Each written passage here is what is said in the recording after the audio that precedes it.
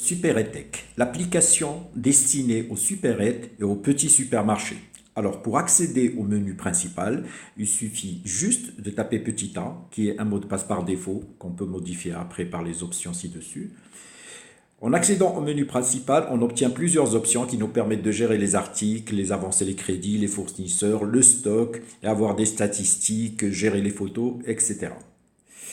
Alors, pour démarrer, on va passer à l'option Entrée des articles qui nous offre cette interface-là, qui nous permet d'abord soit de rentrer un nouveau fournisseur en cliquant sur le plus orange, ou bien de choisir un déjà existant. Supposons que je choisis un classique Coca-Cola.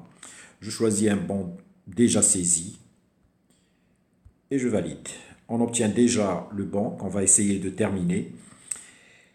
Alors on a la possibilité soit de saisir le code manuellement, ou bien d'utiliser le code à barre, ou bien de le sélectionner dans cette liste déroulante. Supposons que je choisis cet article, automatiquement on obtient l'unité, la contenance et la quantité qu'on doit affecter. Supposons qu'on a reçu 52 articles à un prix de 5 dirhams avec une remise de 10% et une TVA de 20%.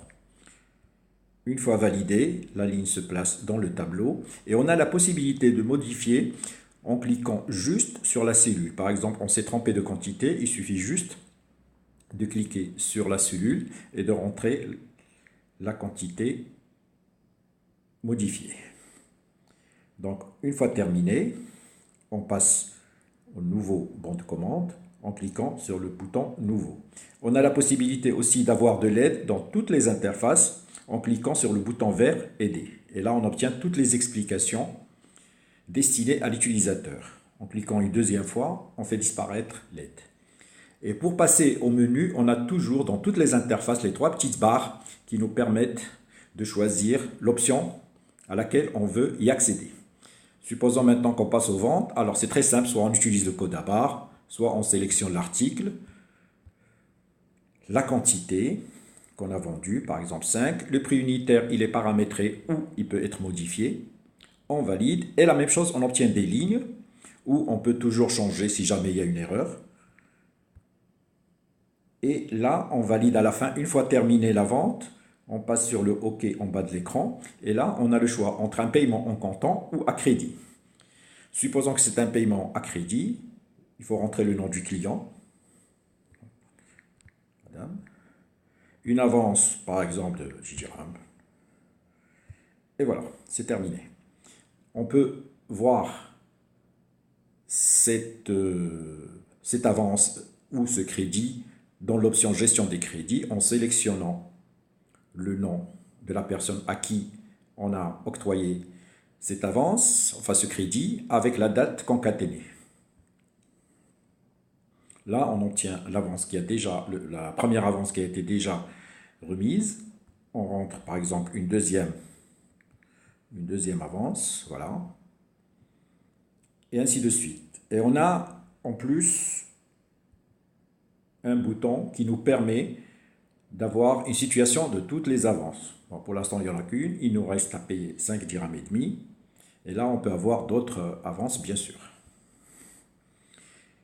On a la possibilité aussi de gérer les mouvements des articles, c'est-à-dire on a la possibilité de gérer les retours, les pertes et les déplacements d'articles entre un dépôt et un autre, ou un dépôt ou le lieu des ventes.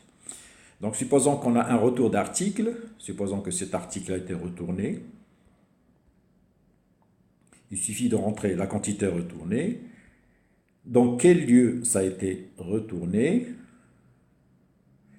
on a des centre par exemple, et le montant qu'on a restitué à ce client. Voilà, on obtient comme toujours une ligne en bas. En appuyant longuement sur la ligne, on peut supprimer l'article. Et on peut passer à la nouvelle opération, bien sûr, en cliquant sur Nouveau. On va passer maintenant à la gestion des règlements de fournisseurs. Là, c'est une interface très simple qui nous permet de sélectionner le fournisseur. On peut avoir sa fiche en cliquant sur Fiche fournisseur. On peut définir la date départ du solde et on obtient le détail en bas. On peut avoir la situation de tous les fournisseurs. Et là, on va passer au règlement qu'on va donner, remettre au fournisseur Coca-Cola. Par exemple, on va lui remettre 100 dirhams. Nature, on va le payer par chèque. Si la nature n'existe pas, on peut toujours avec le plus orange en rajouter. La source, c'est de la banque. Référence du chèque, par exemple. La date d'échéance auquel doit être réglé le chèque. Et facultativement, on peut saisir le bon correspondant à ce règlement. En validant OK, on obtient la suite des règlements de ce fournisseur. Et voilà. L'état du stock. L'état du stock nous permet d'avoir une idée, on peut commencer une idée sur le stock d'un ensemble d'articles ou tous les articles. Supposons qu'on commence par les débuts et on valide. Là, on obtient une liste d'état du stock de tous ces articles. Celui qui est accompagné de 2 étoiles veut dire que c'est un stock qui a déjà dépassé le seuil critique, c'est-à-dire qu'il faut passer déjà commande de cet article. Et en cliquant sur un article quelconque, on obtient la fiche de son stock. On a aussi cette option très intéressante du bouton d'Excel qui nous permet d'envoyer par email à n'importe quel responsable les données de l'état de stock qui iront en attaché dans son email sous format Excel et qui peut visualiser à n'importe quel moment. Les opérations réalisées, c'est une option aussi très intéressante qui nous permet d'avoir dans une période donnée les ventes réalisées dans cette période, les entrées, par exemple, supposons qu'on va commencer à partir du 1, et là on obtient un ensemble d'entrées avec le détail, les retours, les pertes, les crédits octroyés, les avances données.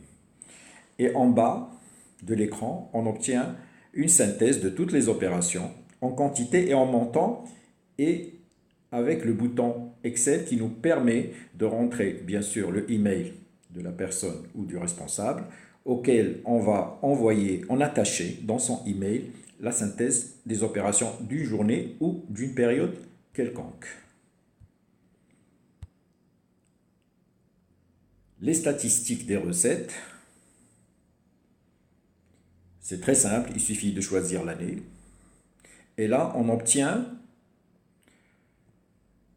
un tableau qui nous permet de comparer ce qui a été réalisé dans un mois précis de l'année dernière par rapport au mois de l'année en question et de nous donner les écarts entre l'année passée et l'année en vigueur.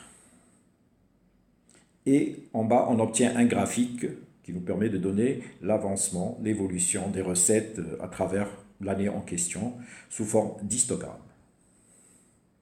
L'affectation de photos est une application aussi intéressante qui nous permet de prendre en photo les articles. Une fois la photo prise, elle apparaît chaque fois qu'on fait appel à cet article en entrée ou en vente ou en mouvement quelconque, retour, perte ou déplacement.